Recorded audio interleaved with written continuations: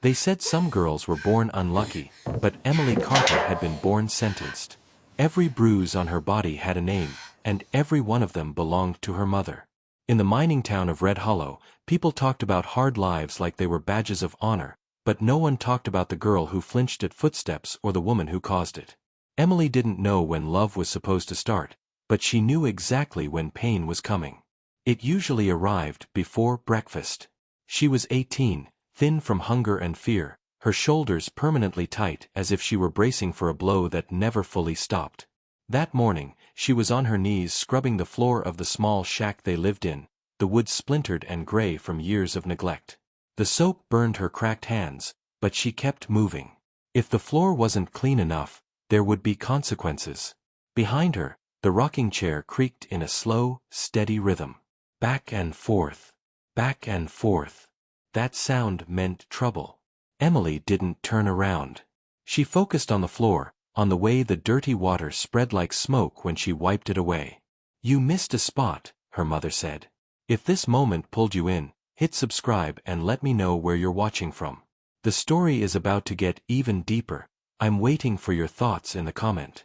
The voice was rough, soaked in cheap whiskey and bitterness. Emily's shoulders jerked before she could stop herself. She swallowed and nodded. I'll fix it, Mom. I'm sorry.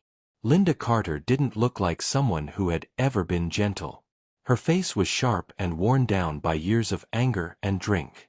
Her eyes were dull, yellowed by sickness and hate. She stood up from the chair with a groan and walked toward Emily, dragging one foot behind her. Without warning, Linda kicked the bucket of water. It tipped over, soaking Emily's thin dress and undoing all her work. Look at you, Linda spat. Useless. Just like your father was before the mine buried him. Emily stared at the water pooling around her knees. She didn't argue. Arguing made it worse. You think scrubbing floors keeps food in this house? Linda went on. You think it pays for my medicine? No, Mom, Emily whispered. Linda grabbed her by the hair and yanked her upright. Emily bit down hard on her lip. She refused to scream. Screaming always lasted longer. Go to Miller's store, Linda snapped. They said they might need help. Don't come back without money or a bottle. You know where the belt is. Emily nodded quickly and hurried for the door. The screen slammed behind her as she stepped into the sunlight. The heat hit her face, but she welcomed it. Outside was better than inside. Red Hollow was small, dry, and cruel. Miners leaned against buildings, their eyes following her in ways that made her pull her shawl tighter. She kept her head down and walked fast. Inside the general store, a bell rang cheerfully, almost mocking her. Mr. Miller stood behind the counter, counting supplies. He saw the bruise forming along Emily's jaw. He looked away. Afternoon, he said quietly. Your mother sent you. Yes, sir. He sighed. I don't have much work today. Emily's heart dropped. Going home empty-handed meant pain. Real pain. Please, she said softly. I'll do anything. Sweep. Carry boxes. Anything. He hesitated, then slid a single dollar across the counter. Take this and go. I can't deal with your mother today. Emily stared at the coin. It wasn't enough. Fear rose in her chest. Before she could speak, the room went quiet. Too quiet. The light near the doorway dimmed as someone stepped inside. The miners stopped talking. Even the air felt different. Emily turned slowly. A man stood in the doorway who looked more like part of the mountain than a person. He was tall, broad, wrapped in heavy furs, his boots thick with dried mud and snow.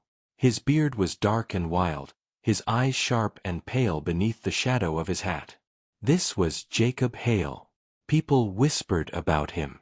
They said he lived alone in the high ridges. They said he was dangerous.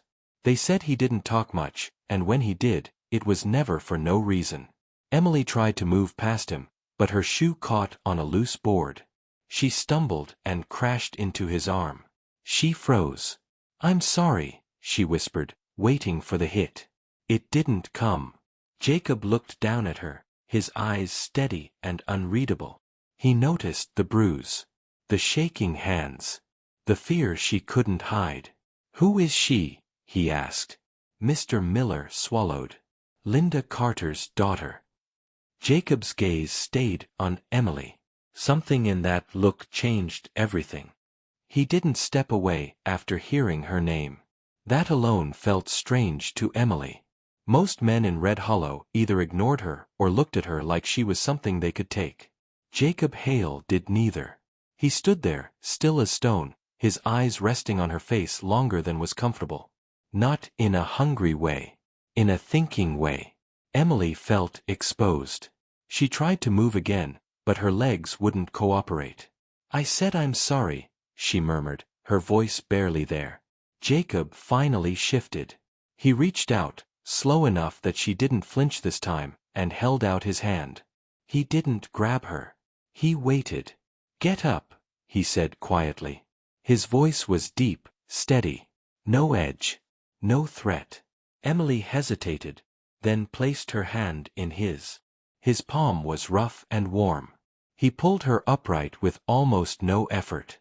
She expected pain from the grip. There was none. Mr. Miller cleared his throat nervously. "Jacob, good to see you. Brought furs again."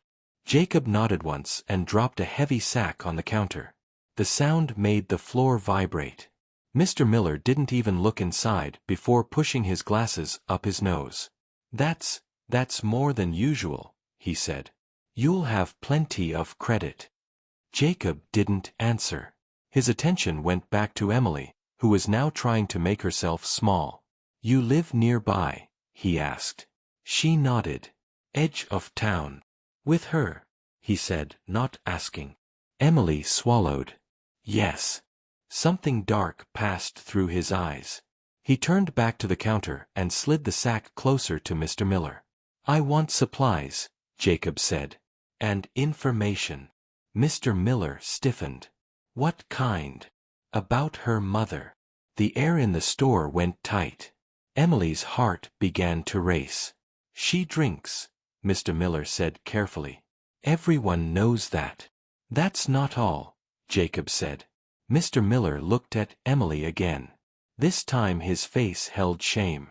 "She's hard on the girl." Jacob turned to Emily. "Does she hurt you?" The question hit harder than a slap. No one had ever asked her that out loud. Emily opened her mouth, then closed it.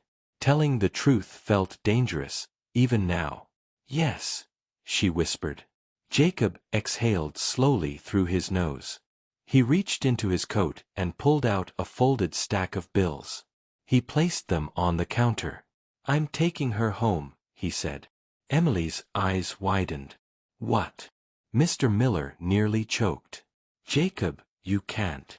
"I'm not asking permission," Jacob said calmly. Emily backed up a step. "You don't have to do that," she said quickly. "I'll be fine. I just need to go." Jacob looked at her then, really looked. "You won't," he said. Not cruel. Just honest. Silence filled the room again. Emily shook her head. "If I don't come back with money, I'll handle it." "How?" she asked, fear rising. "You don't know her." Jacob's jaw tightened. "I know enough." He picked up the supplies he needed, paid without counting, then turned toward the door. He paused when he saw Emily hadn't followed. "You coming?" he asked. Her chest felt too tight to breathe. Leaving with him meant stepping into the unknown. Staying meant going back to something she already knew would hurt. She thought of the belt. The poker. The nights she cried into her pillow so no one would hear. Emily walked toward him. People in town stared as they stepped outside together. Whispers followed them like shadows. Jacob didn't slow down. Emily struggled to keep up with his long stride. They reached the shack. Emily stopped at the door. "She won't like this," she said quietly. Jacob placed a hand on the door and pushed it open.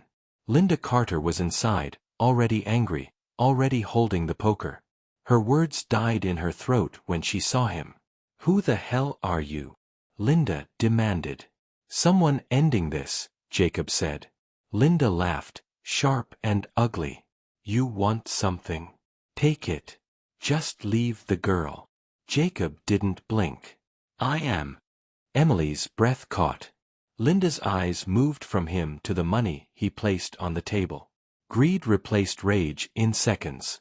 "For that," she said slowly, "you can have her." Emily felt something break inside her. Not surprise. Just finality. Jacob turned to Emily.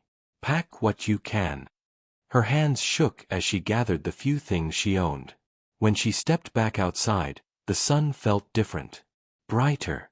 Harsher. Jacob helped her onto a wagon waiting nearby. As the wheels began to move and the town fell away behind them, Emily stared straight ahead. She didn't know where she was going. She only knew she wasn't going back. The wagon climbed steadily away from Red Hollow, the ground turning from dry dirt to rock and pine needles. Emily sat stiff on the wooden bench, her hands folded tight in her lap. She didn't look back. She was afraid if she did, she might run. Fear had been the only home she'd ever known. Letting go of it felt like stepping off a cliff with no idea what waited below. Jacob handled the reins with calm control. The horses obeyed him without protest, as if they trusted him more than she did. He hadn't spoken since they left town. The silence pressed on Emily's chest, familiar in an uncomfortable way. In Red Hollow, silence usually meant someone was angry. She waited for the moment he would turn to her and explain what he expected in return for the money he had paid. Minutes passed. Then an hour. The town disappeared completely, swallowed by hills and trees. "You don't have to be afraid," Jacob said suddenly, without looking at her. Emily startled. "I'm not," she lied automatically. He glanced at her, just once. "You are." She swallowed. "People don't do things for free." "No," he agreed. "They don't." Her stomach tightened. "So what do you want?" Jacob slowed the horses near a ridge overlooking a wide valley dusted with snow. He stopped the wagon and turned fully toward her. The wind cut cold through her thin dress. She shivered, trying not to show it. "I want you alive," he said. She stared at him, confused. "That doesn't make sense." "It will," he said. "Eventually." He reached behind the seat and pulled out a thick wool blanket, wrapping it around her shoulders before she could refuse. His movements were careful, almost practiced, like he was afraid of doing something wrong. "Eat," he added, handing her a strip of dried meat. Emily hesitated, then took it. Her hands shook as she chewed. She hadn't realized how hungry she was until that moment. Tears burned her eyes, and she turned away so he wouldn't see. They traveled until the sun dipped low and the air grew sharp. The road became narrow, then barely a path at all. Eventually Jacob stopped again and unhitched the horses. "We walk from here," he said. "It's safer." Emily looked at the snow ahead. "I don't think I can." Jacob studied her for a moment, then nodded. "We'll go slow." They didn't go slow. The climb was brutal. Snow soaked through her shoes within minutes. Her legs burned. Her breath came out in short gasps. Jacob moved ahead of her, breaking the path, occasionally turning to make sure she was still standing. She fell once, then again. The third time, pain shot up her ankle and she cried out before she could stop herself. Jacob was beside her instantly. He crouched, checked her ankle, then lifted her into his arms without asking. "I can walk," she protested weakly. "You can't," he said simply. She wanted to argue, but her body betrayed her. She rested her head against his chest, listening to the steady beat of his heart. It was the first time she could remember feeling held without fear. When they reached the cabin, night had fully settled. It stood alone among the trees, solid and dark, smoke rising from the chimney. Jacob carried her inside and set her down near the fire. The warmth hit her hard. She hadn't realized how cold she was until then. Stay here, he said. He moved around the room lighting lamps, bringing water, kneeling to tend her frozen feet. Emily watched him in disbelief. This man, who looked like he could tear someone apart, handled her with quiet care. "Why are you doing this?" she asked softly. Jacob paused. "Because someone should have done it sooner." Later, after she changed into clean clothes he left on the bed, she noticed a silver locket in the pocket. Inside was a picture of a woman holding a child. Her chest tightened. At dinner, she waited by the wall out of habit. Jacob noticed. "Sit," he said sharply. She flinched and obeyed. "You eat when I eat," he said. "You don't wait. You don't earn food. You're not here to be punished." Tears slid down her face as she ate. That night, he showed her the bolt on her door. "You lock it," he said. "Always." When she lay in bed, staring at the ceiling, Emily realized something terrifying and beautiful. For the first time in her life, she was safe. Morning didn't come gently in the mountains. It arrived sharp and white, light cutting through the small window and pulling Emily out of sleep like a hand on her shoulder. For a split second, panic took over. She didn't know where she was. Her body tensed, waiting for shouting, for footsteps, for the sound of a belt being pulled free. Nothing happened. The room was quiet. Still. She sat up slowly, her ankle sore, her blanket heavy and warm around her shoulders. The bolt on the door was still locked from the inside. She stared at it for a long moment, trying to understand what that meant. No one had come in. No one had tried. Her chest tightened, and before she could stop herself, tears rolled down her face. Silent ones. The kind you cry when you don't want to scare the peace away. When she opened the door, the smell of food met her. Something warm. Something real. Jacob stood at the small stove, his back to her, stirring a pot. He had changed out of his heavy coat and looked smaller somehow, less like a legend and more like a man with tired shoulders. "You're awake," he said, without turning.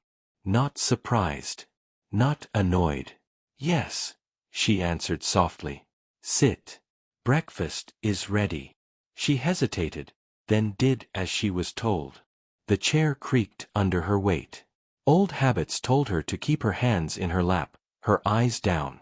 Jacob placed a bowl in front of her. Thick stew. Meat, potatoes, steam rising. He sat across from her and started eating without ceremony. Emily waited. Jacob noticed immediately. He stopped mid-bite. "Why aren't you eating?"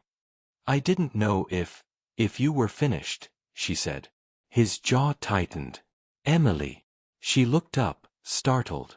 He had never said her name like that. Not sharp. Not angry. Just firm. "You don't wait here," he said. "No one eats over you. Ever." Something about the way he said it made her throat burn. She nodded and picked up the spoon. Her hands shook as she ate. The food was rich, filling. She didn't remember the last time she had eaten without fear sitting beside her. After breakfast, Jacob handed her a book. "You can read." She blinked. "A little." "Good," he said. "Long winters." He pulled on his coat and boots. "I'll be gone most of the day. You stay inside. Rest." "What if?" she started. "No one comes up here," he said. Then, after a pause, "And if they do, the rifle's by the door." He left before she could respond. The hours passed slowly. Emily cleaned out of habit, then stopped when she realized no one was watching. She sat by the fire, read a few pages, then stared into the flames, thinking about her mother. About how easily she had been traded away. The pain of it still sat deep, but it felt different now. Duller. Like an old wound instead of a fresh one. Jacob returned after dark, snow in his beard, shoulders heavy with exhaustion. He nodded at her, a small gesture, but it made her feel seen. That night, a storm rolled in. Wind screamed through the trees, rattling the cabin. Emily jumped at every sound. When thunder cracked, she pressed her hands over her ears, breathing fast. Jacob noticed. He didn't touch her. He just moved closer and spoke low. "Storms pass," he said. "They always do." The words stayed with her. Days turned into weeks. A routine formed. He trapped. She cooked. They spoke more. Not much, but enough. She learned he had once lived far away.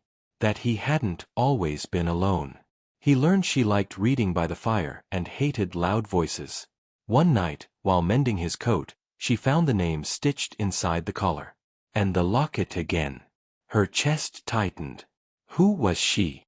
Emily asked carefully. Jacob froze.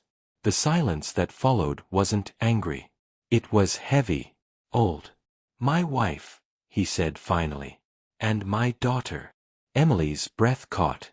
"I'm sorry." "So am I," he said. That was the night she understood something important. He hadn't taken her to own her.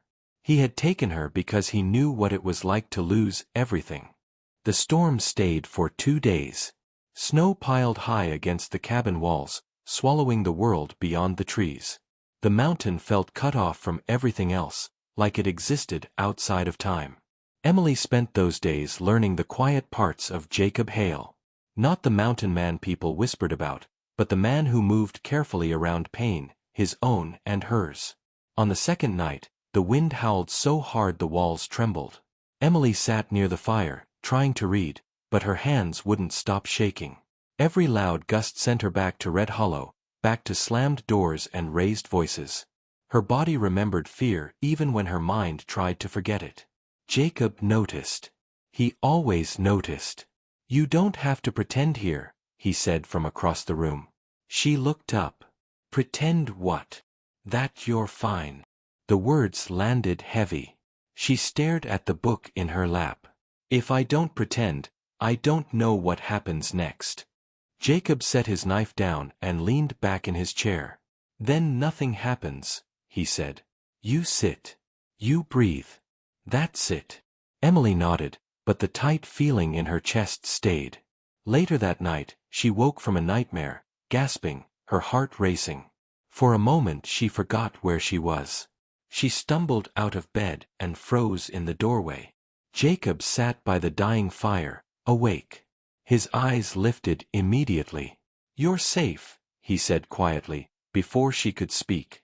Her knees weakened. She sank onto the floor, hugging herself, embarrassed by the tears she couldn't stop. "I keep thinking she's here," Emily whispered. "Like if I let my guard down, she'll come for me." Jacob didn't rush to her. He stayed where he was, giving her space. "Fear doesn't leave all at once," he said. "It unlearns slowly." She wiped her face. "Did it ever leave you?" He was quiet for a long time. "No," he admitted. "I just learned how to carry it without letting it decide who I am." That answer stayed with her. In the days that followed, Emily began to feel small changes inside herself. She laughed once, unexpectedly, at something Jacob said. The sound startled them both. Her laugh felt rusty, like it hadn't been used in years. She started walking outside again, her ankle slowly healing. Jacob taught her how to move in snow, where to step, how to listen to the mountain. He never yelled when she made mistakes. He corrected her once, then let her try again. One afternoon, while sorting supplies, Emily finally asked the question that had been sitting in her chest since the first night. "Why me?" she said. Jacob looked up from tying a knot. "What do you mean? Why did you help me? You didn't know me." He thought for a moment. "I knew enough." She waited. "You had the same look my wife had," he said quietly. "Not the face. The look. Like you were still standing, even after life had tried to break you." Emily swallowed hard. "You can't save everyone." "I know," he said. "That's why I didn't walk away this time." That night, something broke the silence. A sound outside. Not wind. Not an animal. Jacob was on his feet instantly, rifle in hand. "Get to your room," he said sharply. Emily froze. "What is it?" "Someone's out there." Fear slammed into her, sharp and familiar. She ran to her room but left the door cracked, her heart pounding. A knock hit the door hard. Then a voice. Not from the mountains. From somewhere else. We know you're in there, Hale. Jacob's jaw tightened. Emily's breath caught. The past hadn't stayed buried. It had climbed the mountain. The knock came again, harder this time, shaking the door in its frame. Emily pressed her hand over her mouth to keep from making a sound. Her heart pounded so loud she was sure they could hear it through the walls. Outside, the wind carried voices that didn't belong to the mountain. They were sharp, confident, used to being obeyed. Jacob Hale, one of them called. Open the door. Jacob stood between the door and the fire, his rifle steady in his hands. He didn't raise his voice when he spoke. You've got the wrong man. A laugh followed, thin and cold. We don't miss. Emily's legs shook. She had lived her whole life afraid of anger, but this felt different. This was not rage. This was purpose. She thought of the way Jacob had moved through the cabin these past weeks. Careful, quiet, like someone who had learned to survive by staying unseen. Get under the bed, Jacob said softly, without turning. Stay there. No matter what. She wanted to argue. She wanted to say his name. But fear glued her in place. She did as she was told. The door exploded inward. Noise filled the cabin all at once. Gunfire, shouting, wood splintering. Emily screamed before she could stop herself, then clamped her hands over her ears. From the floor, she saw boots rush in, shadows crossing the room. The firelight flickered wildly as bodies moved through it. Jacob moved like something born for violence, but not hungry for it. He didn't shout. He didn't curse. He moved because he had to. The rifle cracked again and again, the sound so loud it felt like it punched the air from her lungs. Someone fell. Someone yelled. Flank him, a man shouted. Emily squeezed her eyes shut, tears streaming. She had promised herself she would never watch someone she cared about get hurt again. She had promised herself she would never be powerless. The gun clicked. Empty. A cruel laugh cut through the noise. That's it, Hale. Emily opened her eyes. Jacob stood tall, facing the man with the revolver. He looked calm, almost relieved, like someone who had finally reached the end of a long road. Something snapped inside her. She rolled out from under the bed and grabbed the first thing her hand touched, a heavy iron skillet, still warm from earlier. It burned her palm, but she didn't let go. She ran forward, screaming, and swung with everything she had. The man turned too late. The skillet connected with his head, and he went down hard. The gun fired into the ceiling as he fell. Jacob didn't hesitate.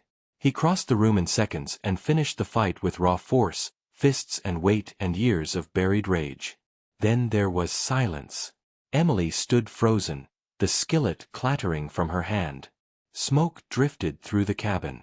Blood stained the rugs. Jacob turned toward her, his face pale beneath the dirt and sweat. You came out, he said, almost in disbelief. You needed help, she whispered. He took a step toward her and stumbled. His hand flew to his shoulder, dark blood spreading between his fingers. He tried to stay upright, but his knees gave out. The mountain man fell. Emily was beside him instantly. Stay with me, she said, her voice shaking. Please. She worked without thinking. She dragged the bodies out into the snow. She heated water. She tore fabric into strips. Her hands moved with grim memory, with skills learned in pain. Jacob groaned once when she cleaned the wound but didn't cry out. When it was done, he lay back against the wall, breathing hard. They'll come back, he said. They always do. Who were they? Emily asked quietly. He closed his eyes. My past. Later, when the worst of the night had passed, he told her everything. About the war. About orders that were wrong. About a man who deserved justice and a system that called it murder. About running. about changing his name, about losing the people he loved anyway. They won't arrest me, he said. They'll kill me. And if they find you here, they won't leave witnesses. Emily listened, her heart breaking in a new way. Not fear this time. Understanding. What will you do? She asked. I'll leave, he said. At dawn. The words felt like a blade. No, she said before she could stop herself. Jacob looked at her, surprised. I won't be saved if it means you die, she said, her voice shaking but steady. I didn't survive everything just to be alone again. For a long moment, he didn't answer. Then he said quietly, Then we go up. The storm covered their tracks by morning. Snow fell heavy and constant, erasing every sign that two people had climbed where no one was supposed to survive. The mountain swallowed their past without asking questions. Emily woke first. The cave was quiet except for Jacob's breathing.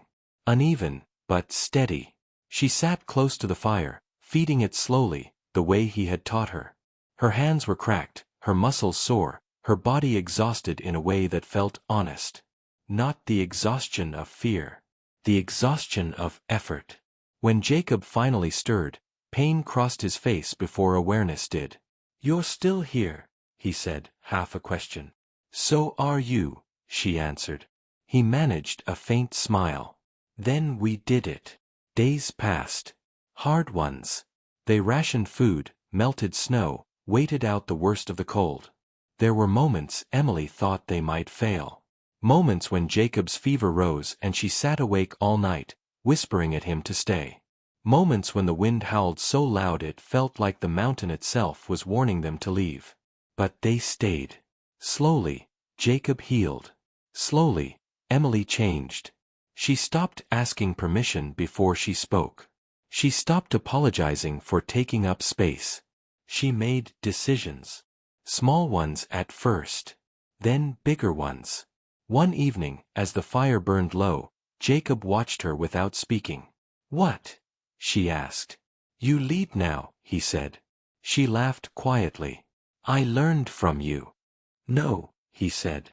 You learned because you chose to. Spring came late and rough. When the snow finally pulled back, the world below felt distant, unreal. They didn't go down. They built higher. Stronger. A life that didn't belong to anyone else. Sometimes at night, Emily thought of her mother. Not with anger anymore. Not even with hate. Just clarity. Some people never learned how to love without hurting. That didn't mean she had to stay and bleed for them. One afternoon, standing on the ridge, Emily looked out at the open sky. I used to think freedom meant being rescued, she said. Jacob stood beside her, the wind pulling at his coat. What do you think now? She smiled, calm and sure. I think freedom is knowing I can leave, and choosing where I stand. Jacob nodded. That's the hardest kind. They never went back. The world told stories instead. Some said the mountain man died. Some said the girl never existed. But the mountain knew the truth. So did Emily. The moral was simple, even if the road wasn't. No one owns your pain. No one gets to decide your worth.